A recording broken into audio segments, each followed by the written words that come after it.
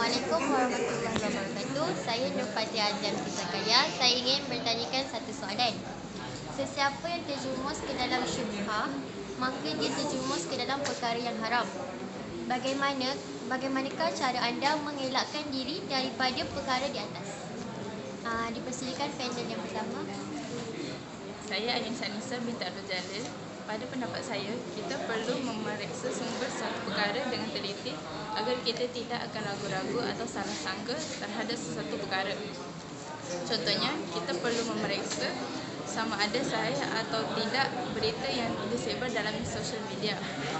Oleh itu, kita perlu sentiasa berjaga-jaga dengan perkara yang kita terima agar kita tidak tergolong dengan orang munafik dan dimurkai Allah SWT.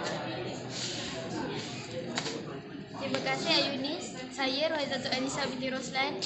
Pada pendapat saya, kita hendaklah sentiasa memastikan suatu perkara itu betul-betul halal untuk mengelakkan sebarang keraguan.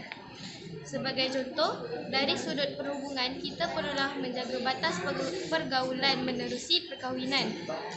Kesimpulannya, sebagai orang Muslim, hendaklah yakin tentang status halal sesuatu perkara supaya terhindar daripada syubhah.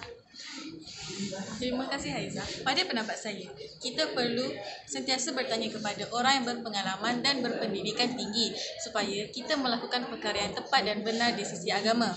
Sebagai contoh, apabila kita tidak pasti dengan kesahihan sesuatu perkara, kita hendaklah bertanya kepada guru, ustaz-ustazah atau ibu bapa tentang kebenaran sesuatu perkara tersebut. Tuntasnya, sebagai seorang Muslim, kita mestilah menghadkan rasa malu untuk bertanya agar tidak sentiasa berada dalam perkara yang syubhah. Sekian. Terima kasih Adela. Nama saya Muhammad Afiq Khairi. Pada pendapat saya pula, kita hendaklah menjauhi makanan yang tidak disahkan oleh JAKIM. Sebagai contoh, kita hendaklah menjauhi makanan atau snack dari luar negara. Kesimpulannya, kita hendaklah menjauhi perkara yang boleh memberi kita dosa agar disayangi oleh Allah SWT. Terima kasih Afiq Khairi. Saya Nurizati binti Aziz. Pada pendapat saya akan memastikan barang makanan yang dibeli terdapat logo halal JAKIM kerana saya percaya bahawa barang tersebut adalah suci. Sebagai contoh, saya boleh membeli barang di kedai yang dimiliki oleh orang Islam.